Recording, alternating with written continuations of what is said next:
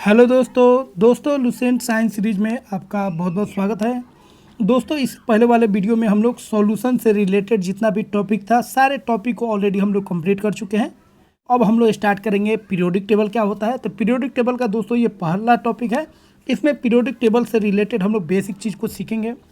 तो दोस्तों अगर अभी तक आप इस चैनल को सब्सक्राइब नहीं किए तो सब्सक्राइब कीजिए और वीडियो अच्छा लगे तो ज़रूर लाइक कीजिए। तो चलिए शुरुआत करते हैं। लुसेंट साइंस सीरीज में हम लोग पढ़ने जा रहे हैं पीरियोडिक टेबल के बारे में। सबसे पहले हम लोग जानेंगे पीरियोडिक क्लासिफिकेशन का जरूरत क्यों पड़ता है, मतलब हम लोग एलिमेंट्स को क्यों अरेंज करते हैं। ठीक है, तो देखिए एलिमेंट्स को जो अरेंज करते हैं उसी को हम लोग बोलते हैं पीरियोडिक क्लासिफिकेशन। और पीरियोडिक क्लासिफिकेशन करके हम एक पीरियोडिक टेबल बनाते हैं। उसमें एलिमेंट्स होते हैं और वो एलिमेंट्स जो होते हैं बहुत इंपॉर्टेंट होते हैं, क्योंकि पूरा केमिस्ट्री का जो बेस होता है पूरा एलिमेंट्स ही होता है, क्योंकि एलिमेंट से ही मिलकर कंपाउंड बनता है और जो भी सब्सटेंस है, जो भी मिक्सचर है, वो सब इसी से मिलकर बनता है। तो दोस्तों अभी तक 118 एलिमेंट जो है खोजा जा चुका है और 118 एलिमेंट्स मिलकर दोस्तों करोड़ों कंपाउंड्स का फॉर्मेशन करते हैं। इसीलिए सबका स्टडी कर पाना मुश्किल होता है।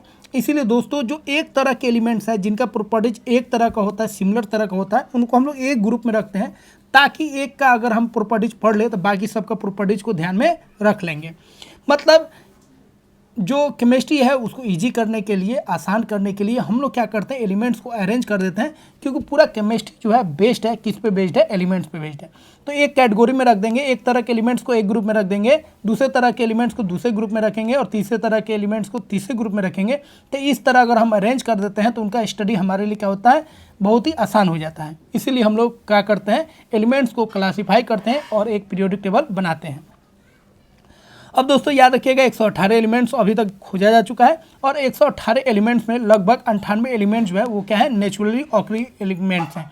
मतलब 98 एलिमेंट जो है नेचुरल है और जो एलिमेंट्स बच गया जैसे 20 के लगभग एलिमेंट जो है वो क्या है, आपका आर्टिफिशियल है, मतलब मैन मेड है। अब हम लोग बात करेंगे दोस्तों पीरियोडिक टेबल। अभी जो हम लोग देखते हैं मॉडर्न पीरियोडिक टेबल, उसको बनाने के लिए बहुत सारे साइंटिस्ट आए, सब लोगों ने कुछ ना कुछ योगदान दिया और बढ़ते आज का पीरियोडिक टेबल बना। तो सबसे पहले हम लोग जानेंगे लेवाइजर क्लासिफिकेशन। ठीक है, तो पीरियोडिक टेबल का शुरुआत मतलब एलिमेंट्स को सजाने का जो पहला प्रयास किया उनका नाम था लेवाइजर। लेवाइजर ने दोस्तों क्या किया, लेवाइजर ने क्या किया, एलिमेंट्स को दो ग्रुप में बांटा, एक मेटल और एक नॉन मेटल, और कहा जब मेटल का ये प्रॉपर्टीज होगा और नॉन मेटल का ये प्रॉपर्टीज होगा। तो लेवाइजर ने फिजिकल प्रॉपर्टीज के आधार पर मेटल को दो बड़े ग्रुप में बांटा, एक मेटल और एक नॉन मेटल। लेकिन दोस्तों यह जो क्लासिफिकेशन था बाद में इसको हटा दिया गया, बाद में इसको नेग्लेक्ट कर दिया गया, क्योंकि दोस्तों बाद में आ गया नॉन मेटल। और नॉन मेटल दोस्तों ऐसा होता है जो प्रॉपर्टीज रखता है मेटल का भी और नॉन मेटल का भी। तो नॉन मेटल और मेटल के बीच में एक तीसरा चीज़ आ गया जिसको हम लोग बोलेंगे मेटलॉइड्स बोलेंगे। लेकिन दोस्तों बाद में क्या हुआ, मेटलॉइड्स का खोज हुआ और मेटलॉइड्स का जो प्रॉपर्टी था मेटल और नॉन मेटल के बीच में था। ठीक है, मतलब दोनों का कॉमन प्रॉपर्टीज रखता था, इसलिए मेटलॉइड्स के आने के बाद इनका जो क्लासिफिकेशन था गड़बड़ा गया और इसको क्या किया गया, नेग्लेक्ट कर दिया गया। अगले साइंटिस्ट आए जिनका नाम है प्राउड्स। प्राउड्स ने क्या किया, प्राउड्स ने क्या कहा, प्राउड्स ने कहा दोस्तों जो हाइड्रोजन जो है वो बेसिक एलिमेंट है, मतलब हर एक एलिमेंट जो है दोस्तों वो हाइड्रोजन से मिलकर ही बना है। हाइड्रोजन फंडामेंटल यूनिट है सभी एलिमेंट का। और उन्होंने कहा जे किसी भी एलिमेंट का जो मास होगा वह हाइड्रोजन के गुना में आएगा। जैसे सोडियम का बात करेंगे तो 23 होता है, तो हाइड्रोजन का मास 1 होता है, तो हाइड्रोजन के मास के 23 गुना मास हो जाएगा सोडियम का। उसी तरह अगर सल्फर की बात करेंगे तो सल्फर का मास 32 होता है और हाइड्रोजन का 1 होता है, तो सल्फर का जो मास होगा वो 32 गुना होगा हाइड्रोजन का। ठीक है, तो इन्होंने सिंपल कहा हाइड्रोजन जो है वो फंडामेंटल यूनिट है सभी एलिमेंट का और सभी एलिमेंट का जो मास होगा वो हाइड्रोजन के गुना में आएगा, हाइड्रोजन के मल्टीपल में आएगा। लेकिन दोस्तों बहुत सारे एलिमेंट्स देखे होंगे, जैसे क्लोरीन आ गया, क्लोरीन का मास होता है 35.5, उसको अगर बात करेंगे तो हाइड्रोजन के गुना में नहीं आ पाएगा। उसी तरह कॉपर का बात करेंगे, बहुत सारे एलिमेंट्स का बात करेंगे, आयरन का बात करेंगे, तो उनका मास जो है हाइड्रोजन के गुना में नहीं आ पाएगा। इसलिए इस क्लासिफिकेशन को क्या किया गया, इसको भी नेग्लेक्ट कर दिया गया। ठीक है, तो बहुत सारे बुक में ये दोनों पॉइंट्स नहीं मिलता है, लेकिन थोड़ा सा आपको जानकारी ले लेना है। अब हम लोग बात करेंगे दोस्तों डोमिनेट ट्राइड्स। ये इंपॉर्टेंट है क्योंकि एनसीईआरटी में ये सब पॉइंट आपको दिया गया है। ठीक है, तो देखिए डोमिनेट ट्राइड क्या है, ये बहुत इंपॉर्टेंट है, इस पर भी क्वेश्चन पूछ लेता है। देखिए डोमिनेट के समय में कुछ एलिमेंट्स का खोज हो चुका था, लगभग 33 एलिमेंट इनके समय में खोजा जा चुका था। इन्होंने क्या किया, 3 एलिमेंट्स का एक ग्रुप बनाया, 3 एलिमेंट्स का क्या किया, एक ग्रुप बनाया और उसको नाम दिया ट्राइड। ट्राइड का मतलब होता है 3 एलिमेंट्स का ग्रुप। 3 एलिमेंट्स का जो ग्रुप होता है उसको ट्राइड बोला जाता है। किसने बनाया, डोबेरेनर ने बनाया। तो डोबेरेनर ने क्या किया, 3 एलिमेंट्स को एक ग्रुप में रखा और उस ग्रुप का नाम दिया ट्राइड। और जो एलिमेंट्स को रखा उनका जो एटॉमिक मास था बढ़ते क्रम में आया, मतलब पहले छोटे एटॉमिक मास वाला को रखा, फिर उससे ज़्यादा वाला को, फिर उससे ज़्यादा वाला को रखा। ठीक है, अब दोस्तों ध्यान रखेंगे ट्राइड में 3 एलिमेंट्स होंगे, लेकिन ट्राइड का खासियत यह था दोस्तों, बीच वाला जो एलिमेंट्स था उसका जो एटॉमिक मास था पहला और तीसरा, मतलब बाकी 2 के मास के आधा था, मतलब उसका एवरेज था। ठीक है, तो डोबेरेनर ने 3 एलिमेंट्स को एक ग्रुप में सजाया जिसको ट्राइड बोला। और ट्राइड के एलिमेंट्स इस तरह थे दोस्तों कि बीच वाला एलिमेंट्स का जो एटॉमिक मास था पहला और तीसरा के एटॉमिक मास के क्या था, आधा था। ठीक है, तो उन्होंने 33 एलिमेंट्स में कुछ ही ट्राइड बना पाए। जैसे हम लोग कुछ ट्राइड को देखते हैं। पहला ट्राइड उन्होंने बताया दोस्तों, क्या बनाया, लिथियम, सोडियम और पोटासियम। ठीक है, लिथियम, सोडियम और पोटासियम बनाया और कहा जो सोडियम का जो मास है वह लिथियम और पोटासियम के सम के आधा है। तो यहाँ पे जोड़िए लिथियम का 7 और पोटासियम का 39, इसको जोड़िएगा और इसका आधा कीजिएगा, मतलब एवरेज लीजिएगा तो 23 आएगा और सोडियम का मास 23 होता है। तो ये उनका पहला ट्राइड था। पहला ट्राइड क्या था, याद रखिएगा, लिथियम, सोडियम और पोटासियम। दूसरा ट्राइड याद रखिएगा दोस्तों, कैल्शियम, स्टोटियम, बैरियम, कैल्शियम, स्टोटियम और बैरियम, ये दूसरा उनका ट्राइड था। और कैल्शियम, स्टोटियम, बैरियम, मतलब स्टोटियम का जो एटॉमिक मास होगा वह कैल्शियम और बैरियम के सम के क्या होगा, आधा होगा, उसका एवरेज होगा। ठीक है, तो यहाँ पे देखिए, यहाँ पे 88 है लेकिन 28.5 है, तो लगभग बोला जी, लगभग भी आ जाए तो मान लीजिएगा सही है। उसके बाद क्लोरीन, ब्रोमीन और आयोडीन, तीसरा ट्राइड जो बनाया वो क्लोरीन था, ब्रोमीन था और कौन था, आयोडीन था। और इस तरह ब्रोमीन का जो मास आएगा दोस्तों वह क्लोरीन और आयोडीन का जो एवरेज होगा, ठीक है, मतलब उसके सम का जो आधा होगा उसके लगभग क्या होगा, बराबर होगा। तो देखिए इनका जो ट्राइड था, ये ट्राइड जो है पूरा ट्राइड नहीं बना पाए, 33 एलिमेंट्स में केवल कुछ ही ट्राइड बना पाए, इसलिए इनका जो मेथड था वो सक्सेस नहीं हो पाया। लोगों ने इसे भी इग्नोर कर दिया, क्योंकि यहाँ पे आप देखिएगा एटॉमिक मास जो आ रहा है बीच वाला का, किसी किसी में तो आ रहा है सही, लेकिन ये दोनों केस में देखिएगा तो एटॉमिक मास जो है पहला एलिमेंट्स और लास्ट वाला एलिमेंट्स के आधा के बराबर नहीं है, लगभग बराबर है। तो इनका जो ट्राइड था दोस्तों इसको भी इग्नोर कर दिया गया और इनका ट्राइड को रिजेक्ट कर दिया गया। लेकिन इस पर क्वेश्चन पूछ लिया जाता है दोस्तों, ट्राइड किसने दिया था। दूसरा चीज़ याद रखिएगा उनका कौन कौन सा ट्राइड है, याद रखिएगा, पहला ट्राइड हो गया लिथियम, सोडियम और पोटासियम, दूसरा ट्राइड हो गया कैल्शियम, स्टोटियम, बैरियम और तीसरा ट्राइड हो गया क्लोरीन, ब्रोमीन और आयोडीन। ठीक है, और इनका कॉन्सेप्ट क्या था याद रखिएगा। अब दोस्तों जब डोबेरेनर का ट्राइड फेल हो गया तो अगले साइंटिस्ट है न्यूलैंड्स। न्यूलैंड्स ने भी कोशिश किया एलिमेंट्स को अरेंज करने के लिए, और उनका तरीका क्या था उसको हम लोग समझ लेते हैं।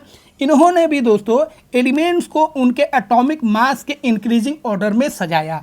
ठीक है, इन्होंने भी एलिमेंट्स को उनके एटॉमिक मास के इंक्रीजिंग ऑर्डर में क्या किया, अरेंज किया। ठीक है, और उन्होंने पाया कि हर एक 8वां एलिमेंट्स का जो प्रॉपर्टीज है पहले वाले एलिमेंट्स के क्या है, सिमिलर है।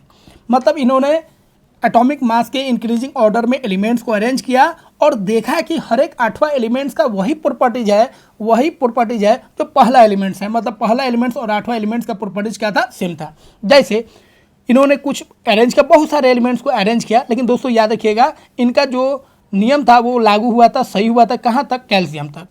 तो देखिए हाइड्रोजन मान लीजिए ये पहला एलिमेंट है, ये दूसरा हो गया, तीसरा हो गया, ये चौथा हो गया, ये 5वां, ये 6वां, ये 7वां और ये 8वां हो गया। मतलब हाइड्रोजन और फ्लोरीन का जो प्रॉपर्टीज होगा क्या होगा, सेम होगा।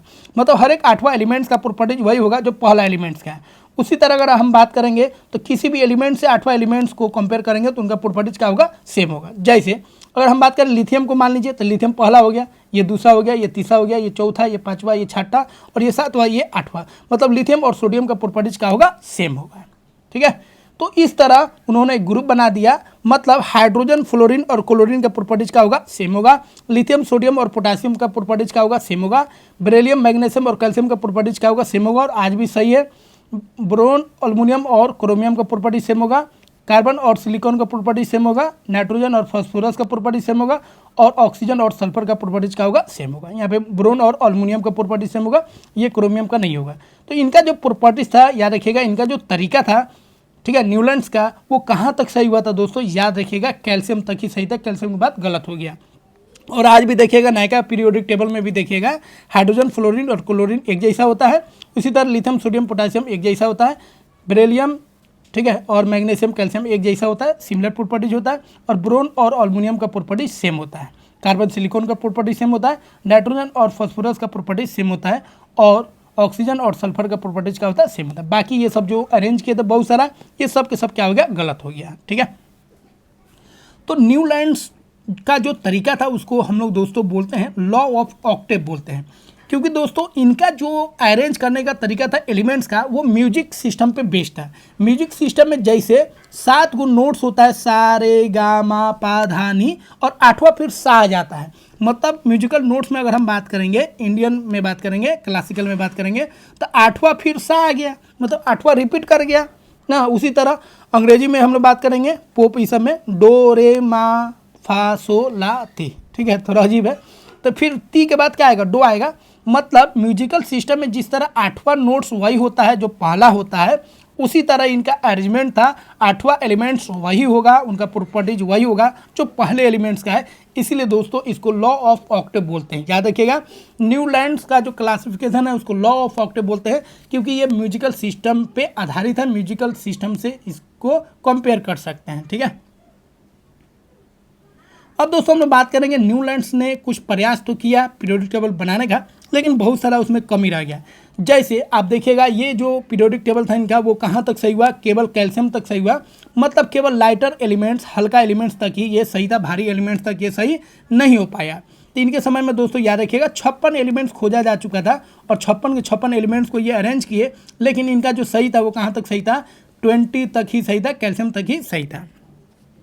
उसके बाद दोस्तों याद रखिएगा ये हर एक में एक एक एलिमेंट्स को रखे हैं, लेकिन कहीं कहीं ये एक ही डब्बा में 2 एलिमेंट्स को रख दिए हैं, जैसे कॉपर, निकेल और सेरियम और लैंथनम। मतलब एक डब्बा में एक ही एलिमेंट्स को रखना था, एक स्लॉट में एक ही एलिमेंट्स को रखना था, लेकिन कहीं कहीं ये 2 एलिमेंट्स को एक ही स्लॉट में रख दिए हैं, तो ये भी कमी था। तो दूसरा कमी हो गया जे ये 2 एलिमेंट्स को एक ही स्लॉट में रख दिया। तीसरा इनका जो ड्रॉबैक था वो सबसे बड़ा ड्रॉबैक था। तीसरा ड्रॉबैक क्या था दोस्तों, इन्होंने मतलब अपने आप पर इनका इतना गुमान था, इतना आत्मविश्वास था निगेटिव वाला, इन्होंने कह दिया कि 56 एलिमेंट्स खोजे जा चुके हैं और फ्यूचर में कोई एलिमेंट्स नहीं आएगा, कोई नया एलिमेंट्स का डिस्कवरी नहीं होगा, और जो हम पीरियोडिक टेबल दिए हैं उसी को आप मान लीजिए, और यही आपका पीरियोडिक टेबल है। पीरियोडिक टेबल नाम के तो कोनो चीज़ यहाँ पे है नहीं, लेकिन इन्होंने बोला भाई इसी को मान लो पीरियोडिक टेबल है, और फ्यूचर में कोई एलिमेंट्स का डिस्कवरी नहीं होगा। मतलब इनका जो कॉन्फिडेंस था एकदम, मतलब क्या बोले उसको, बहुत प्राउडी कॉन्फिडेंस था इनका, निगेटिव वाला था। क्योंकि ये जो थे फ्यूचर में क्या होगा क्या नहीं होगा किसको मालूम है, लेकिन ये बोल दिए जो एलिमेंट्स खोजे जा चुके हैं 56 के 56 ही एलिमेंट्स खोजे जा चुके हैं, इसके बाद कोई एलिमेंट्स नहीं आएगा, और जो मेरा पीरियोडिक टेबल है उसी को आप पढ़िए। ठीक है, अब वहीं दोस्तों इसके आगे वाला हम बात करेंगे मेंडलीव के बारे में। तो मेंडलीव का जो कॉन्फिडेंस था वो काफ़ी मतलब क्या बोले बहुत ही यूनिक था, और उनका जो कॉन्फिडेंस था बहुत ही पॉजिटिव था, और बहुत ही पॉजिटिव चीज़ों को वो प्रेडिक्ट भी किया। आगे हम लोग देखेंगे। तो मेंडलीव और न्यूलैंड्स का देखिए, न्यूलैंड्स का निगेटिव कॉन्फिडेंस था। ठीक है, इनका जो दावा था झूठा हो गया क्योंकि इनके अंदर गुमान था। लेकिन वही मेंडलीव का बात करेंगे तो मेंडलीव जो है सक्सेस हो गया। क्यों सक्सेस हो गया आगे हम लोग देखेंगे।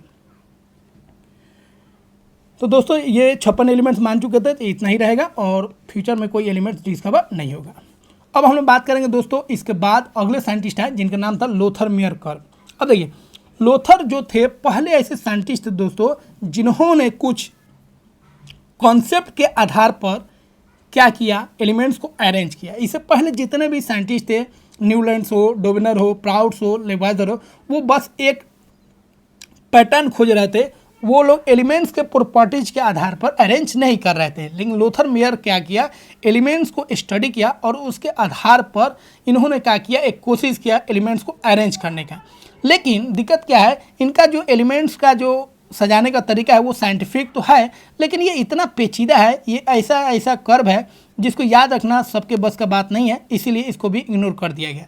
तो दोस्तों इनका मेन पॉइंट्स याद रखिएगा, इन्होंने एटॉमिक वॉल्यूम, ठीक है, एटॉमिक वॉल्यूम और एटॉमिक मास के बीच में एक ग्राफ बनाया, एक कर्व बनाया। ठीक है, और पाया कि सिमिलर एलिमेंट जो है, सिमिलर प्रॉपर्टीज वाले जो एलिमेंट्स हैं उनका जो पोजीशन आता है कर्व में, ग्राफ में, वो सेम आता है।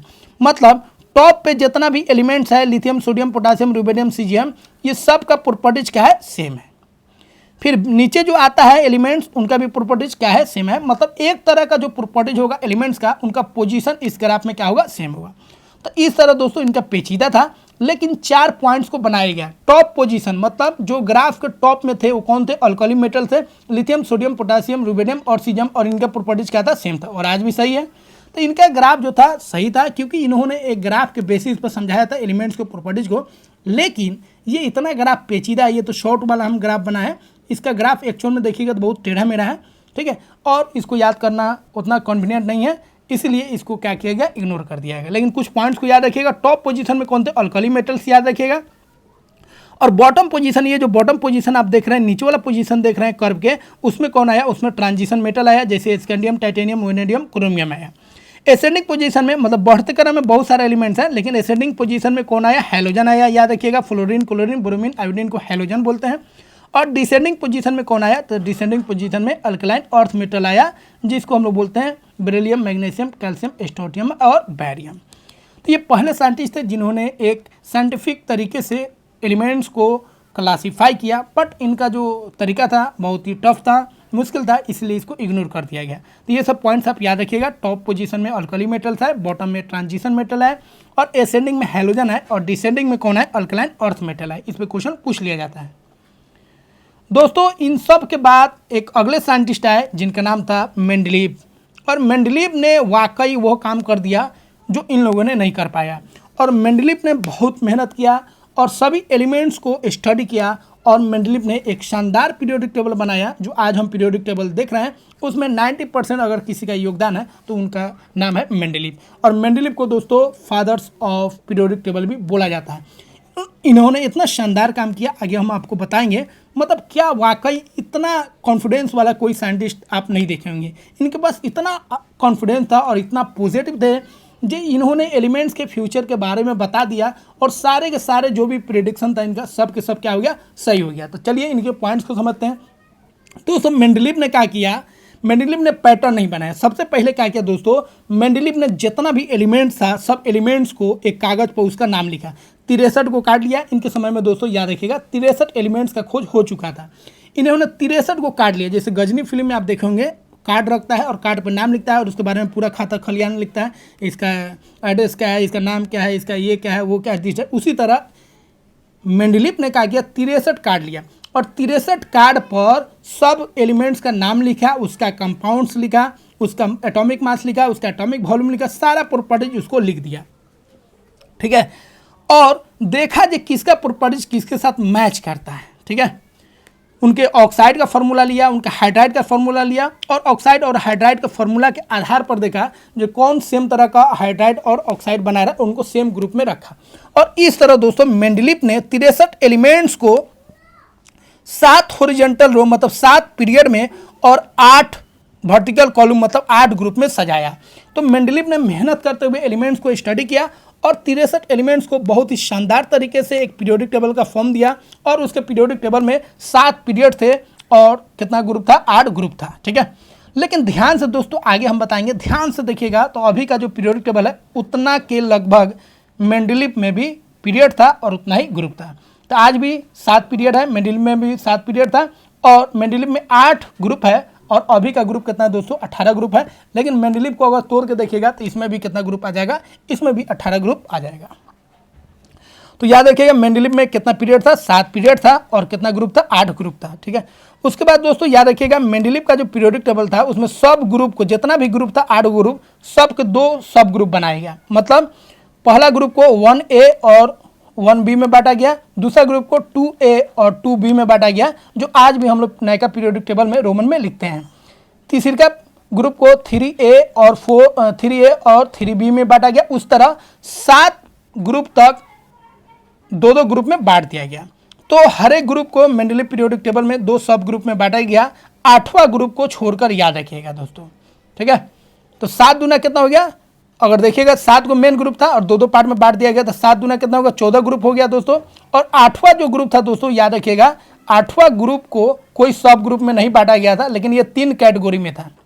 कितना कैटेगरी में, 3 कैटेगरी में था, मतलब 14 और 3 कितना हो गया, 17 ग्रुप हो गया। और एक लास्ट में नोबल गैस को जोड़ लिया गया, नोबल गैस ग्रुप को, तो कितना हो गया, 18 ग्रुप। तो वाकई में अगर ठीक नज़रिए से देखिएगा तो इनमें भी कितना ग्रुप था, 18 ग्रुप था। ठीक है, उसके बाद दोस्तों याद रखिएगा डोवेनर हो तब, ठीक है, या न्यूलैंड्स हो तब, या मेंडलीव हो तब, इनके सजाने का जो तरीका था वह एलिमेंट्स के एटॉमिक मास के इंक्रीजिंग ऑर्डर में था। ठीक है, तीनों में खासियत यही था, कॉमन यही था, जो एटॉमिक मास के ये बढ़ते क्रम में एलिमेंट्स को क्या किए थे, अरेंज किए थे। ठीक है, अब दोस्तों हम लोग बात करेंगे अगला पॉइंट्स। तो देखिए इन्होंने क्या किया, एलिमेंट्स ऑफ सिमिलर प्रॉपर्टी, एक तरह का जो एलिमेंट था जिनका प्रॉपर्टी सेम था उसको सेम ग्रुप में रखा। उसके बाद दोस्तों जब नोबल गैस का खोज हुआ, तो दोस्तों नोबल गैस का खोज हुआ तो बाकी पीरियोडिक टेबल को, न्यूलैंड्स के पीरियोडिक टेबल को, क्लासिफिकेशन को, या डोवेनर के क्लासिफिकेशन को धज्जी उड़ा दिया। लेकिन नोबल गैस का जब खोज हुआ तो दोस्तों जो मेंडलीव का पीरियोडिक टेबल था और भी सुंदर हो गया। पहले 8 ग्रुप था, अब एक नया ग्रुप बना दिया गया जिसको हम लोग बोलते हैं जीरो ग्रुप। याद रखिएगा जीरो ग्रुप किसको बोलते हैं, नोबल गैस को, जो ग्रुप होता है नोबल गैस का उसको जीरो ग्रुप बोलते हैं। और मेंडलीव के पीरियोडिक टेबल में 8 ग्रुप था और एक नया ग्रुप आ गया नोबल गैस का ग्रुप, जिसको हम लोग ग्रुप जीरो ग्रुप बोलते हैं। तो उनके पास अब टोटल कितना ग्रुप हो गया, 9 ग्रुप हो गया, किस में, मेंडलीव के पीरियोडिक टेबल में। उसके बाद दोस्तों याद रखिएगा इनके पीरियोडिक टेबल के मदद से बहुत सारे एलिमेंट्स का एटॉमिक मास को सही किया गया। उस समय बहुत सारे एलिमेंट्स का एटॉमिक मास जो था गलत मान लिया गया था, लेकिन इनके पीरियोडिक टेबल के मदद से दोस्तों उनके मास को, एटॉमिक मास को भी सही किया गया। जैसे दोस्तों बेरिलियम का जो एटॉमिक मास था उसको 13 मान लिया गया था उस समय, लेकिन इन्होंने बताया, देखिए जी बेरिलियम का जो एटॉमिक मास है 13 नहीं होगा, बेरिलियम का जो एटॉमिक मास है दोस्तों कितना होगा, 9 होगा। तो इन्होंने अपने पीरियोडिक टेबल के मदद से बहुत सारे एलिमेंट्स का जो एटॉमिक मास गड़बड़ मान लिया था उसके एटॉमिक मास को भी सुधार किया। तो देखिए इन्होंने क्या क्या किया, एक पीरियोडिक टेबल भी बनाया, उसके बाद क्या किया, एलिमेंट्स के एटॉमिक मास को भी सुधार किया। उसके बाद दोस्तों सबसे बड़ी बात, इन्होंने जब अपना पीरियोडिक टेबल बना रहे थे तो उन्होंने पाया कि कुछ एलिमेंट जो है वो उसमें फिट नहीं हो पा रहे हैं। कुछ जगह को उन्होंने क्या किया दोस्तों, खाली कर दिया। बोला जी कुछ एलिमेंट्स ऐसे हैं जो अभी खोजे नहीं गए हैं क्योंकि कुछ जगह को हम नहीं भर पा रहे हैं, मतलब कुछ एलिमेंट्स अभी भी डिस्कवर नहीं हुए हैं। और उनका पूरा विश्वास था, उन्होंने प्रिडिक्ट किया दोस्तों जो फ्यूचर में वो एलिमेंट्स डिस्कवर होंगे। और सबसे बड़ी बात दोस्तों, उसका इतना विश्वास उनको था जो फ्यूचर में एलिमेंट्स डिस्कवर होंगे, मतलब एलिमेंट्स डिस्कवर नहीं हुए, और उन्होंने उसका नाम भी दे दिया। उन्होंने कहा जी देखिए कुछ एलिमेंट जो है मेरे पीरियोडिक टेबल में फिट नहीं हो रहे हैं, कुछ एलिमेंट्स अभी भी डिस्कवर नहीं हुए और वो फ्यूचर में डिस्कवर होंगे। दोस्तों उन्होंने उसका नाम भी दे दिया और अपने पीरियोडिक टेबल में दोस्तों उनके लिए जगह भी छोड़ दिया। समझ जाइए इनका कॉन्फिडेंस लेवल कितना था, जो एलिमेंट्स अभी आया नहीं है और उनका नाम भी दे दिया और उनके लिए जगह भी खाली छोड़ दिया। और जगह ही नहीं छोड़ा, नाम ही नहीं रखा दोस्तों, उन्होंने जो एलिमेंट्स फ्यूचर में डिस्कवर होंगे उसका नाम तो दिया ही और उसका प्रॉपर्टीज भी बता दिया दोस्तों। जो उस एलिमेंट का एटॉमिक मास कितना होगा, उसका डेंसिटी कितना होगा, उसका वॉल्यूम कितना होगा, उसका ऑक्साइड का फॉर्मूला क्या होगा और उसका हाइड्राइड का फॉर्मूला क्या होगा। तो देखिए इन्होंने कितना बड़ा काम किया, पीरियोडिक टेबल बनाया, कुछ एलिमेंट्स के एटॉमिक मास को सुधार किया और कुछ एलिमेंट जो डिस्कवर नहीं थे उनको लगा जो कुछ एलिमेंट्स अभी बाकी हैं और फ्यूचर में डिस्कवर होंगे, उन्होंने उसका नाम भी दिया और उनके लिए जगह भी छोड़ दिया। और उस जो एलिमेंट्स फ्यूचर में डिस्कवर होंगे उसका सारा प्रॉपर्टी इन्होंने ब्यौरा दे दिया। और जो एलिमेंट्स दोस्तों डिस्कवर्ड हुए, जो नाम रखा था, जो डिस्कवर्ड हुए दोस्तों, उनका प्रॉपर्टीज एकदम लगभग वही था जो प्रॉपर्टीज इन्होंने बताया था। तो दोस्तों उन्होंने नाम दिया था इका अल्युमिनियम, और इका अल्युमिनियम की जगह पर दोस्तों अगला जो फ्यूचर में जो एलिमेंट्स आया वो गैलियम था। फिर एक नाम रखा इका बोरोन, मतलब 3 एलिमेंट्स को दोस्तों, ठीक है, 3 ही एलिमेंट्स एनसीईआरटी में देता है, इसके अलावा भी है 1-2, लेकिन आप 3 ही याद रखिएगा, इका अल्युमिनियम, इका बोरोन और इका सिलिकॉन। इन्होंने बताया जो फ्यूचर में एलिमेंट्स होंगे। इका का मतलब एक होता है, ध्यान रखिएगा। इका अल्युमिनियम की जगह पर कौन खोजा गया, गैलियम। इका बोरोन की जगह पर कौन खोजा गया, स्कैंडियम। और इका सिलिकॉन की जगह पर कौन खोजा गया, जर्मेनियम खोजा गया। और दोस्तों इका अल्युमिनियम, इका बोरोन और इका सिलिकॉन का जो भी प्रॉपर्टीज इन्होंने बताया था वही प्रॉपर्टीज इनमें भी पाया जाता है। मतलब इन्होंने जो प्रेडिक्शन किया वो सब के सब क्या हो गया, सही हो गया। तो दोस्तों इन्होंने बहुत ही शानदार पीरियोडिक टेबल बनाया। 63 एलिमेंट्स को इन्होंने शानदार तरीके से 7 पीरियड और 8 ग्रुप में, ठीक है, अरेंज कर दिया। और एक 9वां ग्रुप उनको मिल गया, जीरो ग्रुप, जो नोबल गैस का था। उसके बाद अपने पीरियोडिक टेबल के मदद से दोस्तों इन्होंने शानदार बहुत सारे एलिमेंट्स को जो एटॉमिक मास गलत था उसको सुधार किया, शानदार काम किया। और इन्होंने बहुत सारे एलिमेंट जो डिस्कवर नहीं थे उसके बारे में भी भविष्यवाणी कर दिया जो ये फ्यूचर में एलिमेंट्स आएंगे। उसके बाद दोस्तों इनमें भी कुछ ना कुछ कमी रह गया, और इनका जो कमी था दोस्तों वो समझ के चलिए वो 9 के बराबर कमी है, क्योंकि अगला जो साइंटिस्ट आएंगे इन्होंने आधार बनाया था दोस्तों, याद रखिएगा मेंडलीफ ने आधार बनाया था एटॉमिक मास को। और अगला जो साइंटिस्ट आएंगे दोस्तों अगले वीडियो में जो बात करेंगे मोस्ले ने क्या किया, एटॉमिक मास को हटा के दोस्तों बस एटॉमिक नंबर को आधार बना दिया। और जैसे ही एटॉमिक नंबर को आधार बनाया दोस्तों इनका जो भी कमी था वो ऑटोमेटिक सॉल्व हो गया। तो मोस्ले ने कुछ नहीं किया बट एटॉमिक मास को हटाकर एटॉमिक नंबर आधार बना दिया और एक नया पीरियोडिक टेबल बन गया। लेकिन दोस्तों याद रखिएगा जो सबसे बड़ा काम किया वो किसने काम किया, मेंडलीफ ने काम किया। ठीक है, तो इनका आधार याद रखिएगा एटॉमिक मास था, जबकि नया पीरियोडिक टेबल का जो आधार है एलिमेंट्स को जो अरेंज किया गया है किसके आधार पर, एटॉमिक नंबर के आधार पे। तो देखिए डीमेरिट ऑफ मेंडलीफ का कुछ कमी था उसको हम लोग देख लेते हैं। देखिए आइसोटॉप्स के पास क्या होता है दोस्तों, आइसोटॉप्स एक ही एलिमेंट के अलग अलग रूप होते हैं, मतलब एक एलिमेंट के अलग अलग रूप होते हैं जिनका एटॉमिक मास डिफरेंट होता है। ठीक है, तो अगर आइसोटॉप्स का डिफरेंट एटॉमिक मास है तो उनका ग्रुप भी क्या होना चाहिए, अलग अलग होना चाहिए, क्योंकि दोस्तों इन्होंने जो एलिमेंट्स को अरेंज किया था एटॉमिक मास के बढ़ते क्रम में सजाया था।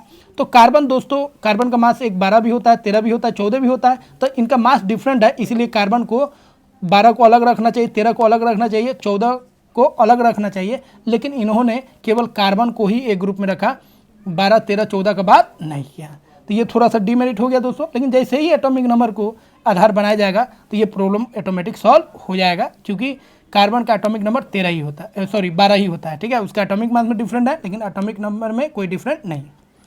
उसके बाद दोस्तों याद रखिएगा दूसरी का प्रॉब्लम जो आज भी है, हाइड्रोजन का क्या है दोस्तों, हाइड्रोजन का दिक्कत क्या है, इसका प्रॉपर्टीज अल्कली मेटल के साथ भी मैच करता है जैसे लिथियम, सोडियम, पोटासियम, और हैलोजन के साथ भी मैच करता है फ्लोरीन, क्लोरीन, ब्रोमीन, आयोडीन। तो हाइड्रोजन का प्रॉपर्टीज अल्कली और हैलोजन दोनों के साथ मैच करता है, इसीलिए दोस्तों हाइड्रोजन को अल्कली में रखिएगा तो हैलोजन वाला गुस्सा हो जाएगा, हैलोजन में रखिएगा तो अल्कली वाला में गुस्सा हो जाएगा। मतलब हाइड्रोजन का पोजीशन हम लोग फिक्स नहीं कर सकते हैं, जो आज भी प्रॉब्लम है, हाइड्रोजन को बीच में रख दिया जाता है। ठीक है, क्योंकि हाइड्रोजन दोनों के साथ मैच करता है तो दोनों में नहीं रख सकते हैं एक साथ, इसलिए इसको हाइड्रोजन को बीच में रख देता है एनसीईआरटी। अब दोस्तों अगला बात करेंगे, कहीं कहीं इनका मिस्टेक क्या हुआ दोस्तों, इनका जो ऑर्डर था सजाने का एटॉमिक मास के बढ़ते क्रम में था, लेकिन कहीं कहीं इन्होंने क्या किया, ज़्यादा एटॉमिक मास को पहले रख दिया। जैसे आर्गन और पोटासियम, आर्गन का मास 40 होता है और पोटासियम का मास 39 होता है, तो आर्गन को बाद में रखना चाहिए और पोटासियम को पहले रखना चाहिए, क्योंकि पोटासियम का मास कम होता है। लेकिन इन्होंने क्या किया, आर्गन को ही पहले रख दिया, क्योंकि वहाँ पे उन्होंने बोला कि इसका प्रॉपर्टीज इस ग्रुप में मैच करता है। यहाँ पे उन्होंने किसका ध्यान रखा, एटॉमिक मास का ध्यान नहीं रखा, इन्होंने किसका ध्यान रखा, प्रॉपर्टीज का ध्यान रखा। अगला दोस्तों इन्होंने कुछ और भी गड़बड़ी कर दिया, जैसे कुछ सिमिलर प्रॉपर्टीज वाले जो एलिमेंट्स थे उनको अलग रखा और कुछ डिफरेंट प्रॉपर्टीज वाले एलिमेंट्स थे उनको साथ कर दिया। मतलब कुछ एलिमेंट्स का प्रॉपर्टीज एक जैसा था तो उसको अलग अलग ग्रुप में रख दिया, और कुछ ऐसे भी एलिमेंट्स थे दोस्तों जिनका प्रॉपर्टीज डिफरेंट था, अलग था, एक दूसरे से डिफरेंट थे, लेकिन उनको क्या किया, सेम ग्रुप में रख दिया। तो ये भी इनका क्या था, डीमेरिट था। लेकिन ये जो भी डीमेरिट था दोस्तों बहुत छोटा था, और बाद में जाके एटॉमिक नंबर जैसे ही आधार बनाया गया सारा प्रॉब्लम सॉल्व हो गया। ठीक है, ये भी प्रॉब्लम एटॉमिक नंबर आने के बाद सॉल्व हो गया। तो इस तरह दोस्तों मेंडलीफ ने शानदार पीरियोडिक टेबल बनाया, और फादर्स ऑफ, ठीक है, पीरियोडिक टेबल भी मेंडलीफ को नाम आता है, याद रखेंगे। मोस्ले के बारे में दोस्तों अगले वीडियो में हम लोग बात करेंगे। तो अगले वीडियो में दोस्तों हम लोग जानेंगे मॉडर्न पीरियोडिक टेबल के बारे में। दोस्तों आशा करते हैं यह वीडियो आपको काफ़ी अच्छा लगा होगा और हर एक पॉइंट्स को आप समझ पाए होंगे। जो भी डाउट्स है दोस्तों आप कमेंट बॉक्स में दर्ज कीजिए और उसको हम सॉल्व करेंगे। और दोस्तों इसका पीडीएफ भी आपको बहुत जल्द मिलेगा। डिजिटल पीडीएफ को डाउनलोड करने के लिए आपको डिस्क्रिप्शन में हम लिंक दे देंगे, वहाँ से आप इसको डाउनलोड कर लीजिएगा। तो लगभग सब चैप्टर का आपका मिल जाएगा। सॉल्यूशन का हम ऑलरेडी करा चुके हैं, ठीक है, और पीरियोडिक टेबल शुरुआत हो चुका है। इस तरह बहुत सारा जैसे जैसे लेक्चर बीतते जाएगा वैसे वैसे आपको पीडीएफ दे देंगे। एक चैप्टर का हो जाएगा तो एक चैप्टर का आपको पीडीएफ हम दे देंगे। मिलते हैं दोस्तों अगले वीडियो में। जय हिंद दोस्तों।